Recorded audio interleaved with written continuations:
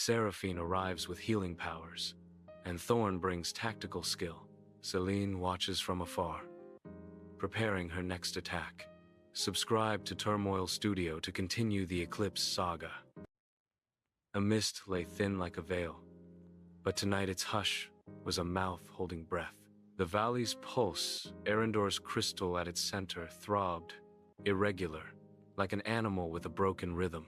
The heroes gathered, not because they expected battle, but because something in the air tasted a fracture. Kael sat on a cracked stone, blade across his knees. He watched the child's light, small and wavering. "It's not the same," he said, voice low. "It's stuttering." Riven slammed a gauntlet into the earth, once, twice, hard enough to make dust bloom. "Energy flux," he muttered. "Corruption or drain. I don't like either option." Lyra kept to the ridgeline, arrow notched but unready, eyes scanning the fog beyond reflex. "It's reacting to us," she said. "When we move, it flares. When we pause, it dims. It's feeding on our resonance." Seraphine stepped close, hand hovering over Eryndor's crystal. Her face creased. "This is not simply a test." The eclipse shifts something inside the child. Her tone dropped. "There's memory in its pulse. Memory we must honor, or the light will forget itself." Thorn appeared like a shadow folded into his own resolve. "That suggests intent," he said. "Someone is probing the crystal, not with blades with influence." From the fog came a single, clean footfall. Selene emerged, blades at rest. She looked older somehow, the look of someone who had been taught to hide and to heal in the same breath. Her eyes slid over Kael with something like pity. "You called for counsel," she said quietly. "Or perhaps the valley called us to spectacle." Before anyone could reply, a tremor rattled the ground like a warning gong. Eryndor flashed, then shuddered.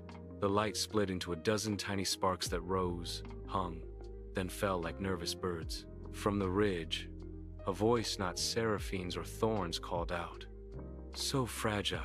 It belonged to a guardian who stepped forward. Lysandra, her blades reflecting the child's failing glow. Around her, water and stone shifts whispered. "You stand like stones against a tide, but stones crumble."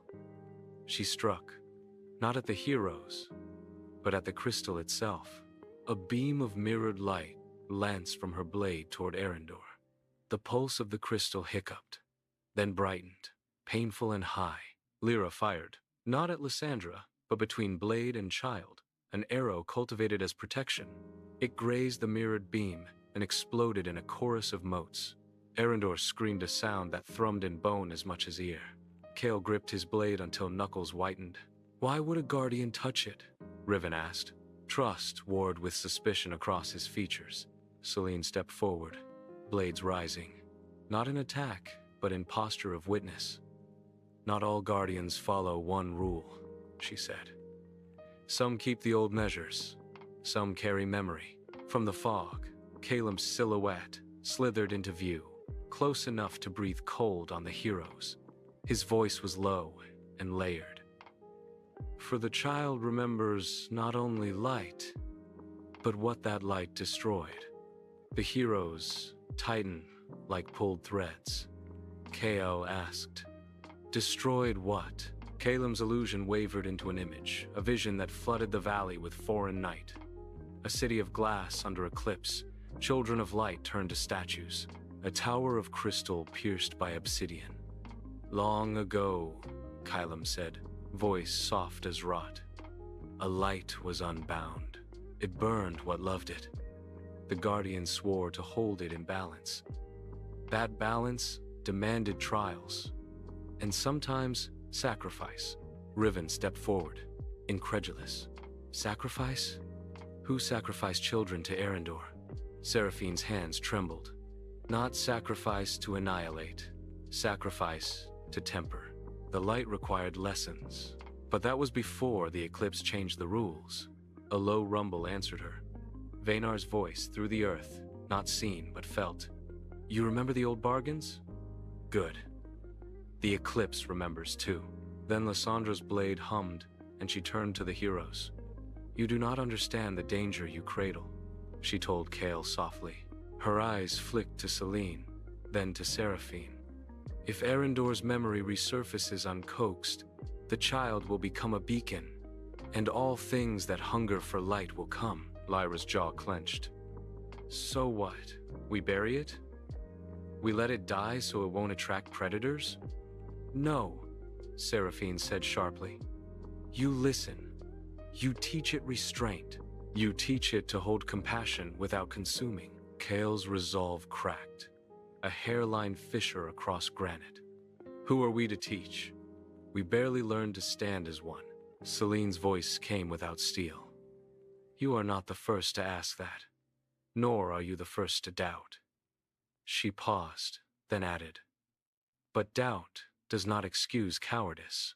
As the fog thickened, a new shadow approached, not guardian, but a figure cloaked in obsidian, stepping with deliberate calm. Orion. His staff glowed faint and ancient. Where he walked, the mist parted. You need not only to learn to stand, he said, voice like an old bell. You must learn to lead the light within you, or it will lead you. His gaze settled on Kael. Leadership asks you to sacrifice comfort for clarity. Do you accept that burden? Kael's throat bobbed. He thought of past failures, of a friend he failed to save, of nights when his blade felt like a stranger. He rose, slowly. I accept, he said, and the word left him half ashamed, half defiant. Orion inclined his head. Then learn through truth, he gestured. The fog shifted. A fissure opened near the crystal, and from it spilled a vision, a memory of a boy Eryndor curled in light, singing a lullaby that glinted like glass. Then the lullaby turned, rhythms warping as if dancing to a blade. Riven recoiled. That's not just memory. That's a warning. Seraphine knelt, touching the fractured light. Tears touched her wrist. The child remembers both warmth and scorch. We must shepherd the warmth, or the scorch will claim it.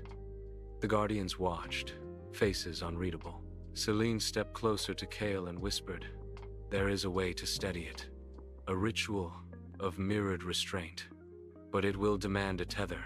One of you must offer a piece of self to anchor the child's light. Silence. The price hung heavy. Riven's grin was small and brittle. I'll do it.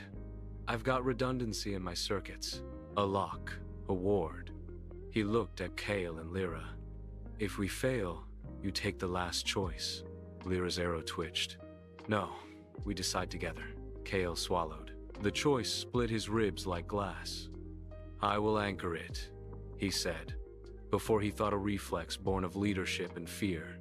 If the child dims, I cannot forgive myself. Selene's hand brushed his shoulder, a gesture both blessing and warning. Then bind. But know this, once tethered, a part of you will live in the child. Whatever you leave will be rearranged by its memory.